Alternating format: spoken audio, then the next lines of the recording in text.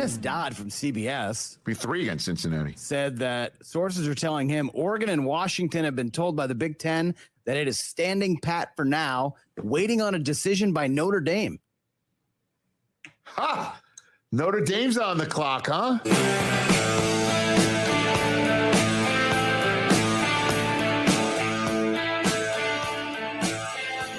Howdy, everybody. Hope you had a great 4th of July weekend. A good one.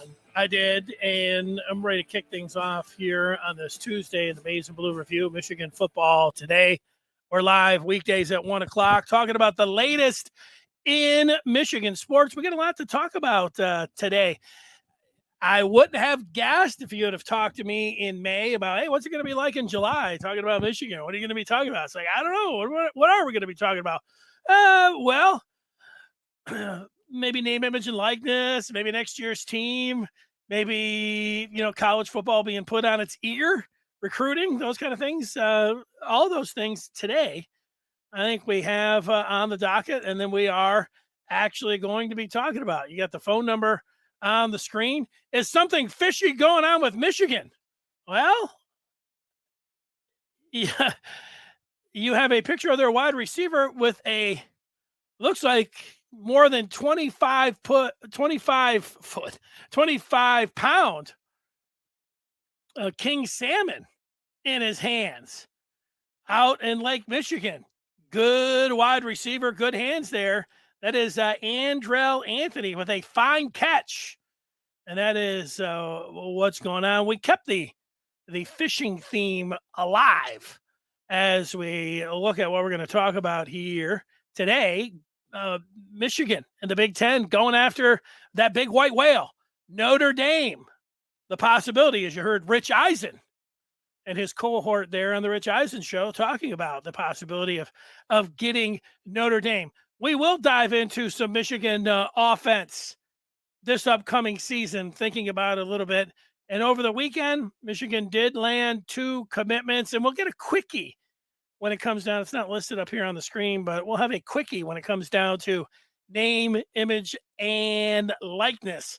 All right, so the Wolverines over the weekend, we talked about it on Friday, the possibility of Michigan hauling in some verbal commitments, and they were able to do that with a pair of 4 stars. Samaj Bridgman, a linebacker out of Philly, and a wide receiver out of St. Louis, Missouri, Frederick Moore, listed as 4 stars. That ups Michigan's recruiting total to 8 right now. And nationally, if you follow such things, or right in the Big Ten, the rankings, this boosted Michigan with their 8th commitment up into the top 50. Rivals listing Michigan at 48. Remember, signing days the first Wednesday in February, so a little bit of time to go. Although you look at the Big Ten rankings, and Michigan sitting there tucked between Maryland and Indiana at 13. That's not fun to look at. So don't look at it if you don't want to think about the recruiting. And when I said we have a name, image, and likeness quickie, I've got a few things. I've got something from a regent. I've got something from a Michigan player who's in the circles of the Wolverines, and people respect his opinion. I have his tweet up on the screen. His name is Todd Anson, and he read a tweet from Regent Jordan Acker, which I'm going to get to in a minute. And if you've listened to Jim Harbaugh talk about name, image, and likeness, transformational over transactional, Ward Manuel, hey, we're not paying players. These players are not employees. He made that clear. He likes to see them, going out and doing their own thing and getting their name, image, and likeness and making their own money. But he made it clear. And Anson here, he likes what Acker was bringing to the table, talking about a platform for name, image, and likeness that's different than buying talent.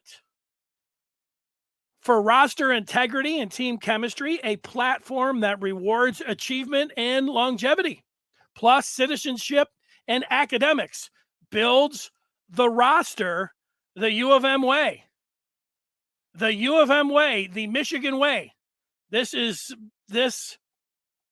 sounds an awful lot like Jim Harbaugh, a transformational tweet, or transformational over transactional.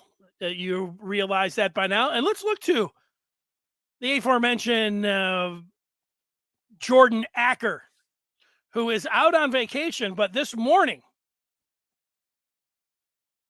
a little bit before 9 o'clock, so a couple hours ago, he tweeted out some of his thoughts on name, image, and likeness, the future, and where it's going.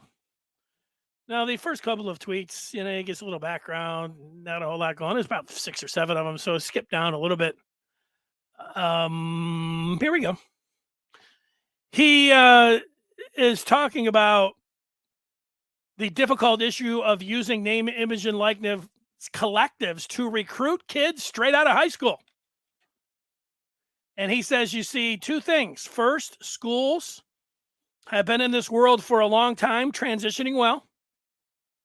Some schools continuing to watch and see, and others invent them out of whole cloth. That seems like 3 things to me, but whatever. So the first part of this, he's saying schools that have been cheating, like in the past, guys that were paying off teams or paying off players before, they've transitioned very well in the name, image, and likeness, he's saying, and I agree with that. And we all know that teams were paying players prior to NIL, and I'll just say like Texas A&M, they the way things are going with them, and a lot of teams in the SEC. Some schools are continuing to watch and see. I would put Michigan into that category, and then you have others inventing things out of whole cloth, which I'm not exactly sure what that means. Like just jumping in with both feet and trying this. Maybe they didn't cheat before. They're not taking a wait and see approach. They're going after and buying some players. I think that's what he meant by that. Regent Acker makes a prediction. Using NIL as a recruiting incentive will be nearly impossible for most schools to keep up. Why? Worst return of investment of any NIL scheme by far. Now, you just think about this, and I have thought about it myself. He is saying it's going to be impossible for most schools to keep up. Well, he doesn't say, like, how many schools are we talking about? I don't know, 10, 20? It's going to be impossible for most of those schools to keep up. How many of them will be able to keep up? 5, 10? I'll say 10. I think for a few years, especially the ones that have been doing it. What kind of return of investment were they getting? I think there'll be 10 schools or so that will keep up, priming the pump, especially when they have success, if they have success doing it. I think that over the next 5 years, if things are staying like they will, there'll be at least 10 teams that would continue to use recruiting NIL as a recruiting incentive. His prediction is saying it's going to be impossible for most schools. He says there are going to be some teams that are very successful in the short term. He says, however, eventually donors tire of getting money for nothing, and we will see the pot of name, image, and likeness money isn't unlimited. The biggest bang for the buck and will be rising stars and developed talent. There's no such thing as a sure thing in football or any other NCAA sport. Now, what this is telling me, this particular tweet here, like, I don't know, donors, it's funny. They give money all the time, like for facilities, and where are they getting their money for there? So that, they could get a suite or they could meet the coaches or something. Donors give a lot of money for not a lot of return of investment already, I would say. That's one part I think about that. The other thing about the name, image, and likeness money isn't unlimited. I know it's easy for me to talk about billionaires and millionaires and how they spend their money, but the ones that are football crazed and want to be involved in the program and can see what their money's doing actually with these specific players, I'm not buying this particular line of thinking. But it goes to the Michigan message of not giving money to the players that aren't there, giving it to them, and he calls the biggest bang for the buck, are rising stars and developed talent. That's the players that are on the team. I don't know. If I looked at Michigan's team right now and I had to say, hook up J.J. McCarthy or Cade McNamara, what's the likelihood that one of those guys are going to be gone, or who's going to be the quarterback next year? If I had to guess, if somebody was asking me that was planning on giving a developed talent at quarterback, Michigan name, image, and likeness money, would you give it to McNamara or would you give it to McCarthy? I mean, I know this is the whole thing with the quarterback controversy. It's like, I don't know. I would guess that McCarthy would ultimately win this job at some point this year, and he would be the quarterback next year, if I had to guess. But you know, if anybody that's telling you that would be like, that's a 90% sure, possibility that that's going to be a McCarthy, I would say it's way less than that. I would put it at like 60-40 that it's going to be McCarthy. You want to argue it's a little bit more? Fine. But that's where I'm at. So I would not give, in this thing, like you're thinking about 1 year that you get, let's take it to that recruit that's going to be a senior in high school, Dante Moore. Dante Moore is not going to throw a pass for Michigan for maybe 2 years. And he will still, I think that this thing about, the biggest bang for your buck will be the rising stars and developed talent. When are you giving the rising star the money? I don't know. I think that because Acker, this is what Harbaugh is saying. This is what Ward Manuel is saying. This is what last week Jared Wangler was saying. I don't agree with these guys about the biggest bang for the buck. But what it does tell you is that Michigan is not getting in with high school recruits and promising them money. Their promise is going to be that you'll have the opportunity in a couple years. And with Regent Acker's statement here, that if you're a developed talent, how about this for a pitch? You can come in and be an instant millionaire at another school. They're saying, before you even throw a pass, we're going to give you $1 million. You can be a multimillionaire. Michigan's pitch: in a couple of years, when you develop, you can make the kind of money that you can make elsewhere. That's not going to work. Not for the top talent. Now, there is an argument.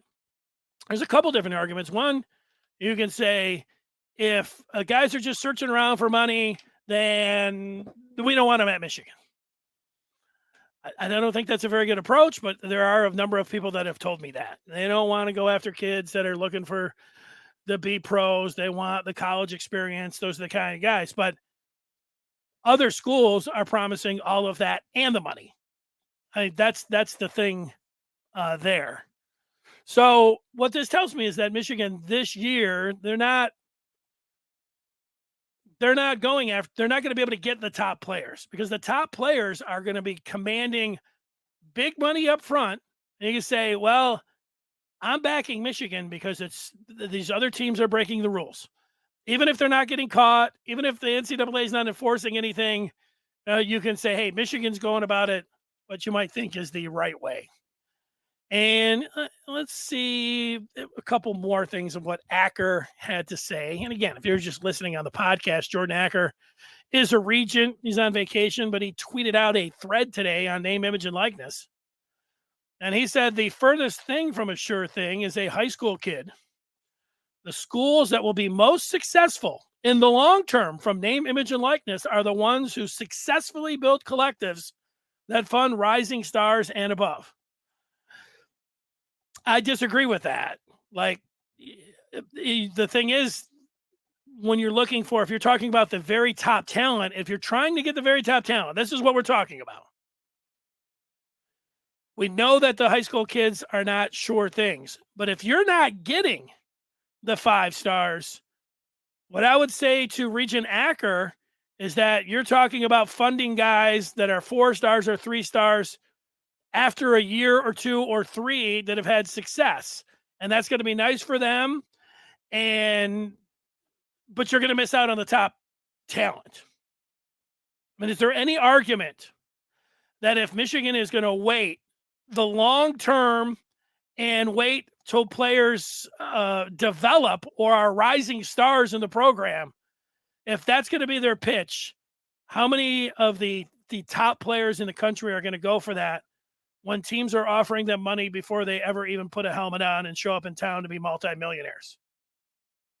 I'm going to guess none. I don't think Michigan is going to get any 5 stars. And you say, hey, what do they get? 1 a year anyways? They got 1 last year in Will Johnson. They're not going to get any. And they're going to take a wait and see approach. And that, that's their approach. Like, it's very complicated. It's very easy for me to just say, hey, start throwing money at these guys, cross the line, everybody else is.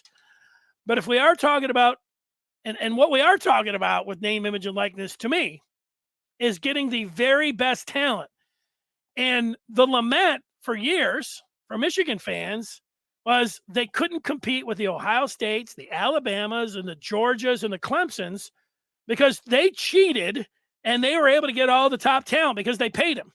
Well, now you can pay them, but the rule, it is a rule that you can't promise them. Teams are looking at that and they're saying nobody's abiding by that.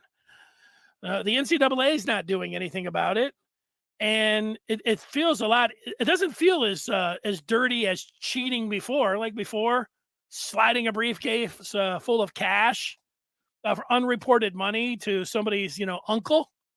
That seems like cheating. Now, saying, "Hey, we can promise you $3 million." Just say, don't tell the NCAA that we promised you there, and you can have it next week. That doesn't seem very much like, even though technically it is, and I don't know how you enforce it, because the NCAA calls up and says, hey, Dennis, congratulations on committing to Michigan. Did they offer you anything to go there? No. Okay, thanks. That's it. But it does come down to the part where there is a rule on the books. Acker saying that eventually the athletes are going to see the same. The NIL collectors will be very successful and they'll throw lots of money at high school athletes, but their hit rate will be lower and they will waste tons of money on guys that wash out. All right. That's what Acker had to say. And I'll just say this when it comes down to the collectives and whatnot, and this line of thinking. Michigan is their messaging, whether they all got together and say, we're just going to follow what Jim Harbaugh said, or whether they all have thought this independently and said, hey, Harbaugh, this is cheating. We're going to go about it this way. This is the way they're going about it. We have now seen it from Harbaugh. We have heard it from Manuel. We saw the tweet from Jared Wanger, who runs a collective for Michigan last week, talking about student athletes and giving them money, not up front, down the line. And now we see the Regent, and we see one of their other heavy hitters saying thought-provoking thread here from Regent Actor. Now we have a Regent saying the same thing. This is how Michigan is going about it. So this is it. Now, Michigan's got a couple things going for them. One is they've got a really good team coming up this year, and they're defending Big Ten champs. How long, that during the season, Michigan's not even going to come close to losing a game till, they go to Iowa, and I think they're going to win that game. So they've got not a free pass, but people are going to feel pretty good about the football program. They're going to be pretty good. How will they feel in February? That's when, because you can make the case, and I was talking to somebody today, said Michigan will have 20 some odd recruits, and they'll be able to flip players. They've got a big collective that is being formed that's going to hit in the fall, and they'll be able to flip plenty of players at that point. And let's just see how their approach, if they end up in the top 20 with a recruiting class, maybe Michigan comes out of this smelling like a rose, and maybe they will. And they are taking a long view and a patient view, and they are staying as a stickler to that rule that it doesn't seem anybody else is following. I'm going to say this one more time. Maybe I should have just said this at the beginning and not shown any of the tweets or anything else.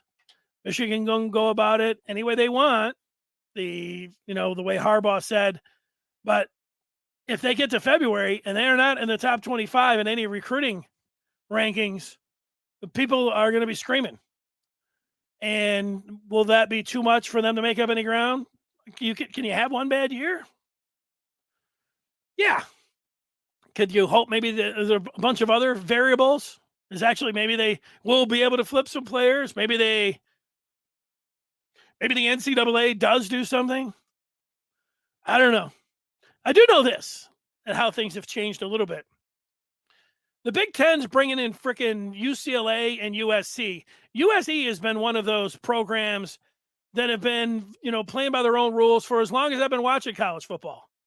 John Robinson, whenever he came in the early 80s, he was breaking rules. Pete Carroll, he had movie stars on the sideline. They were giving away houses and, all Reggie Bush, all of it. It wasn't just Reggie Bush. This just did. And now USC, when you look at the collectives, the wide receiver that wasn't even in the transfer portal from Pitt, and there was $3.5 million, he got $3.5 million. Lincoln Riley, they didn't give him $100 million or whatever to go to Southern California and ride around in those drop top USC Bentleys picking up recruits. They're giving out money. So it's not just Ohio State is like some big bad bully that Michigan's going to have to deal with. USC is going to be just as big and just as bad, and they're paying right up front. So the message from Michigan is one way, but the message from the Big Ten was completely different. And so that's a really big thing to me. It's great that, and you went to Michigan, you love Michigan, you're like, I like that Michigan's following this this line of thinking when it comes to name, image, and likeness with their student athletes. And yet the conference is saying, we're bringing in one of the biggest cheaters, and you're going to be right into the mix with them. That's a tough one. That's a toughie. You're bringing in one of the biggest bullies that they're gonna spend with it's an arms race. It is a player race.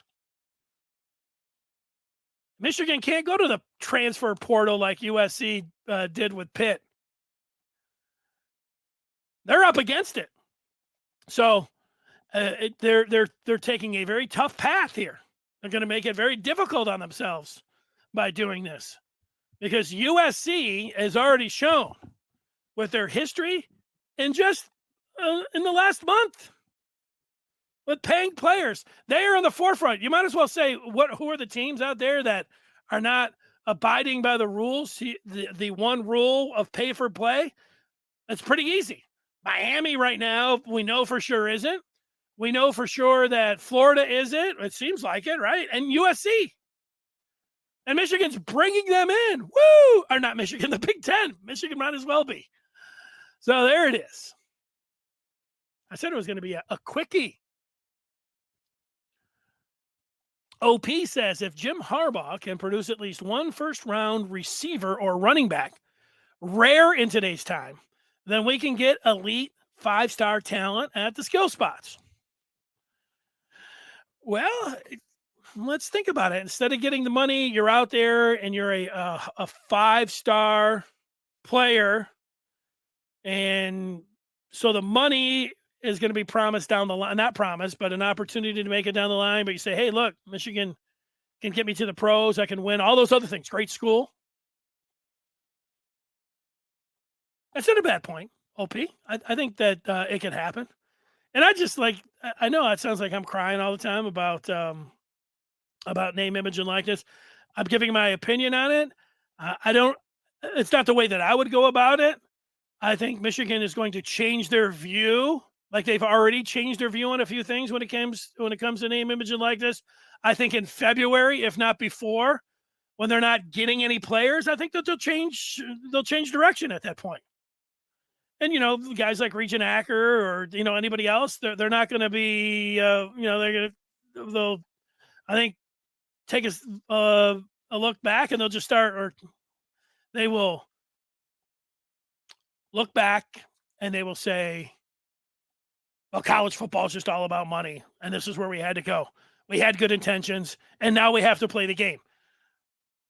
They're not going to be first in. They weren't first in already, as Acker points out, with teams playing this game before. Will it work for them? I don't think so, but I think that they could change their approach at any time. It just doesn't seem like it's going to be changing anytime soon. OP with a follow-up. Donovan Peoples-Jones should have been a first-rounder. He was utilized horribly, mostly because Shea Patterson. Also, Darius Clemens has potential to be a first-rounder. Well, you're correct about Shea Patterson. It's funny, we're going to get to a little bit of talk. I was thinking about both DPJ and Shea today. Yeah, Clemens has potential to be a first-rounder, no doubt. Look at the talent that Michigan has overall to begin with. Let me take this out here, and let's get these numbers up. Michigan, they're going to throw the ball more this year. Their passing offense, just in Big Ten games, ranked 6th last year with just under 247 yards per game. Passing efficiency, a little bit better. Now, for me, in the defense, even though they lost a lot of big-time playmakers, I looked at the Nebraska game where they gave up 29 points in the first half, or they gave up 37 and couldn't stop the run at all against Michigan State. And, almost 30 to a house. They've got some room. Like, they made big plays, but I think a goal for Michigan's defense should be 17 points. That got them 8th overall. But if they are right around 17th, they could be a top 10 defense. Could they be a top 10 defense? That's a goal. You could say they're not going to be a top 10 defense. Okay. You're probably right. Yeah, they lost Hutch. All right. I'm saying that's a goal. Offensively, Michigan averaged just under 36 points a game. That was good for 16th in the country. I think a goal for this team, could they average 45 points a game? That sounds like too much. That would be number 1 in the country. But can they average 40 points a game? That could get them into the top 10 in the country. I'm looking for Michigan to average 40 points a game. And I'm looking for them to, say, hold opponents around 17 points. That's my goal. I think it's a lofty one for them. I'd like to see if they could achieve that. But you just look at the talent. Michigan's going to throw the ball a lot more than they did last year. And if you look at Blake Corum and Donovan Edwards, they had more receptions than Hassan Haskins. These guys can catch the ball out of the backfield just by utilizing their talent. Michigan's going to throw the ball more. And then you look, AJ Henning's a real wild card here. How they're going to work him? Is it just going to be on reverses? How much are they going to have him in the backfield? How much success are they going to have running him out of the backfield, like Deebo Samuel? All points that I think everybody's excited to see once the season starts. They just look at what OP was talking about and the possibility of, guys getting drafted. The one part you say about that, OP, you go back and if you're just joining us here, OP was making the point about if Michigan can get a first-round receiver or running back. You know how rare that is, though, OP? Like, you look at these guys, and I say, yeah, look at them. When's the last time Michigan had a running – they've had like one running back in the last 20 years in the first 3 rounds. And they haven't had many. Nico Collins went – they don't have many. And you mentioned Donovan Peoples-Jones. Maybe he could have been. They don't have many guys getting drafted early on in the NFL draft. So, yeah, they could. They haven't. But, yeah, it looks good. And I'm one with Ronnie Bell, Cornelius Johnson, Andrel Anthony, Roman Wilson, Mike Sanderstill, Darius Clemens that you mentioned, Eric All at tight end, Luke Schoolmaker, and we already talked about Henning. Yeah, this team is really stacked. And I'm one that likes to talk about Michigan in the offseason and what they could possibly do. And the offense looks like it could average 40 points a game, like I mentioned here. But I do have to, my only word of caution is going back to 2019 for just a second.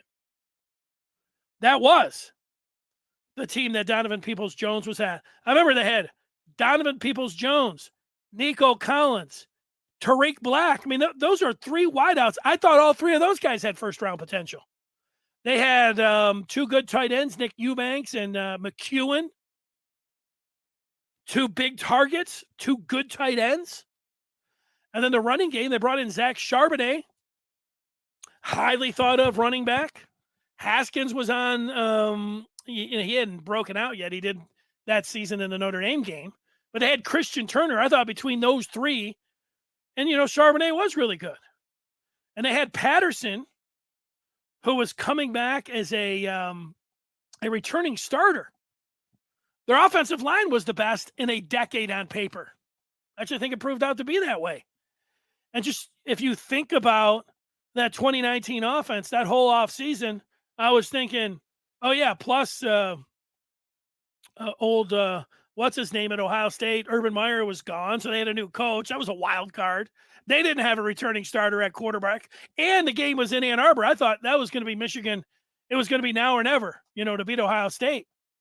And all offseason, I was talking about just how fantastic the offense looked on paper. And first play of the game, or first play of the season, in game 1, Shea Patterson got hurt. And then you had Josh Gaddis. His idea, one of his big ideas for that 2019 offense was to not play 2 quarterbacks. Yeah, it was play 2 quarterbacks. Play them at the same time. They had Dylan McCaffrey, and Shea Patterson. You go back and look in that first game, they had them both in there. Playing this, let's run some reverses. Let's play some, hand the ball back and forth kind of stuff. And you remember what happened? It didn't work. These guys were clunky on it from the start. Fumbled the handoff. Wait, I didn't mean to put. It was like they instituted and hadn't practiced it. Those are tough things. That's why a lot of teams don't do it. All these different wrinkles. Let's hand it off here, throw it back there. Michigan botched that, and it set a tone. Because if you think about that 2019 offense, what was the problem? Was it Patterson not being able to throw the ball deep? As OP mentioned, that was one of the things. He couldn't throw the ball deep from a clean pocket. It was weird. It was one of the frustrations of Shea Patterson as a quarterback. No, the identity for that Michigan football offense in 2019 is that they couldn't hang on to the ball. And it started right off the bat in that opener against Middle Tennessee State. They were fumbling left and right. They almost got beat by Army. The offense wasn't going anywhere because they turned it over all the time. They went to Wisconsin and got, beat up. That game was over at the half, but they put a lineman in the bench, and he fumbled the ball down to the red zone, to cost them that game early on. The point about all this, that was a warning sign, is that I really like the 22 offense on paper. I haven't liked an offense so much since 2019. That's the point I'm trying to make on that. So that's the cautionary part of liking Michigan's offense so much. I still like it. It doesn't mean they're going to be like 2019. It's just something to think about.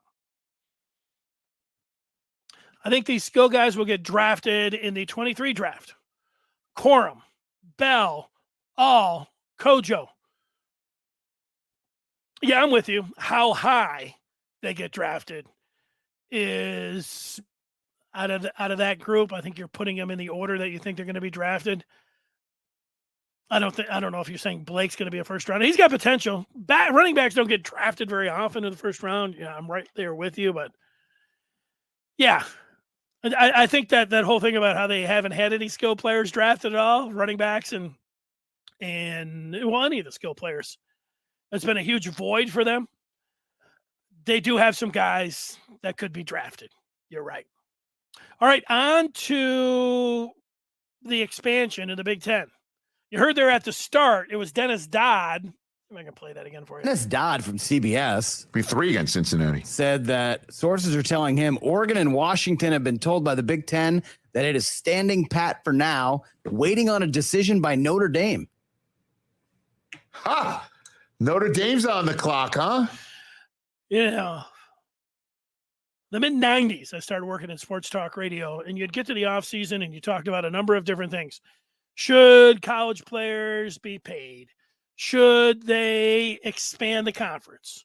Should there be a different playoff? All these different things. And for 10, 20 years, it was always the same answer. It's not happening. I guess they expanded a little bit in there. But along the way, there was always talk about Notre Dame. Oh, Michigan's or the Big Ten's doing everything they can to woo Notre Dame. And then Notre Dame would turn up their nose at them. Everybody's like, hell with Notre Dame. And, I do it myself, say to hell with Notre Dame. Even when Michigan would have them on their schedule for 364 days, I'd be like, hey, Notre Dame. Then the game day would be there. I'm like, this is the greatest thing ever. That's the thing with Notre Dame. Nobody's more arrogant than Notre Dame. Everybody, everybody hates Notre Dame. I was going to say with their love-hate. Everybody hates Notre Dame. But that's the appeal. You get such great ratings if you bring Notre Dame in that Big Ten footprint. So will it happen? It should happen. And maybe the money will be there enough. I don't want any, I keep saying Michigan. The Big Ten gave Penn State a big sweetheart deal when they came in the conference. How they lined up their schedule. And no sweetheart deals for Notre Dame. Like, I don't want to see Notre Dame could pick whatever division they want, or they get to pick they could pick whoever they want. I say no sweetheart deals. And yet, if Notre Dame said, because they always play Stanford and USC, if they said, we want Stanford, that's the only way that we would come. I would do that. Because Stanford football kind of sucks, but everything else, basketball is not really good. But all their Olympic sports are great, and it's in San Francisco, which is great. Who cares about the television market, right? But to get Notre Dame, there's my concession. Here I am saying no sweetheart deals, with the exception of having them as a package deal with Stanford. I would allow that, but no other add-ons for Notre Dame. That would be the only one that I would consider. Now, Kevin Warren, the Big Ten commissioner, he's bringing in one of the biggest cheats already in USC. He doesn't care about any. He does care about cities and television markets. So the San Francisco market, plus he could pass it off. They got everything academically, all the Olympic sports. They could easily check that one. And I think that if he would be able to get Notre Dame, I think he would go along with that. So that's it. That's how I feel about the whole thing. So Notre Dame, it's there. It could happen. Let's go ahead and see. OA giving us a hello, giving us a shout out there in Clubhouse. What's up, man? What's up, OA? Okay. I put a picture of a fish that I caught. This is like 20 years ago. But I knew that this was a king salmon that Andrel Anthony had in his hand, because if you look all the way to the left, let's go back. In the hat, I have a 25-pound king salmon in my hand here. Only thing that I wish is I could show you the entire fish. But I remember I just got lucky. It was the first charter I'd ever went out on at Manistee. When the line hit, because I was the rookie, they handed me the pole. Actually helped me along the way, too, to bring them in. I didn't have to do a whole lot, but I won the prize for the biggest fish. And this picture lasts from that. But what I remember about it, it was 25 pounds. But when I compare it to Anthony's here, that is pictured on the screen, this is every bit of 25 pounds. And again, you start looking at the girth once you get to that middle part. And I remember, because there's some other, big fish here in the lineup. But mine, if you compare them to these others, you just look, man, they're stacked. It's a fat fish. But Anthony's is every bit. When you start going across the torso of this salmon,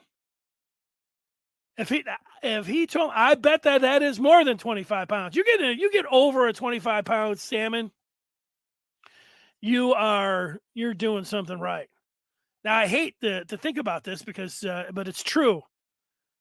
They process that salmon for me. They cut it up. I don't know how many, maybe 6 fillets, and I was going to eat all of that, and I put it in my freezer. And that summer, something power outage. Maybe it was when the brownout. I don't know, something.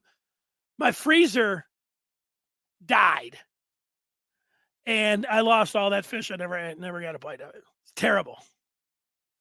I hated that part. It brings me, now that I'm thinking about food a little bit, and a quick note on July 4th yesterday. My wife's got all of the food ready to go, and my only job was to have the grill ready to go. Get the grill. So Saturday I went out there, and we hadn't used the grill all summer. Brought the grill out, lifted the tank. The tank fell, she said, do we have, the fuel in the tank or whatever? I said, it seems like it. Seemed pretty heavy. So I gave it a test run. First time, hit the click, started right up, cooked 2 burgers. I'm like, this is great. This is easy. I was surprised it started up. I hadn't used it all year. Started right up. So then I'm like, I'm all set for yesterday, July 4th. She got all the hamburgers, hot dogs, steaks, all the stuff, corn on the cob to go on the grill. And my only job was to start that grill. And I went out there, and it wouldn't start. And I'm, putting on these glasses and looking down. Wait, did I turn it on right? Then I'm like getting into the, well, do I, get the old match and start, hanging it over the thing? And I hate doing that. Nobody likes doing that. Because then they're doing all the things that, you're supposed to not do. Like, no, don't the waving a piece of paper that's lit on fire right over the, the gas and then hitting but I didn't do that. But I think that the tank, they should have an indicator on there. I don't know. My only job, and I couldn't complete it. Luckily, we grilled up all the food. It was great. And everything went fantastic. And we had a nice 4th of July. But I had one job to do and couldn't get it done. All right. That's going to do it. We will be here tomorrow. I do want to remind people, I got a little bonus for you. And that is, you want to know what Michigan's next move on the recruiting trail is? You want constant banter with Michigan fans? Like, P was talking about this skill positions. What's Harbaugh doing? What are they doing with the name, image, and likeness? Well, I tell you every show, join up with Amazing Blue today. Josh Henschke, our publisher, put out this tweet over the weekend. And that is that you can get access to premium content for free until the season opener. Use the code UMFree22 at checkout.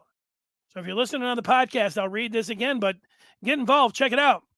You got like 2 months here to get involved and see what it's like there to see if then, hey, I'm going to be in for the season. You go to michiganrivals.com and use the code UMFree22 at checkout. So we'll see you there. And then say, hey, what's going on? We'll be back tomorrow at 1 o'clock talking about the latest in Michigan sports. Until then, everybody have a great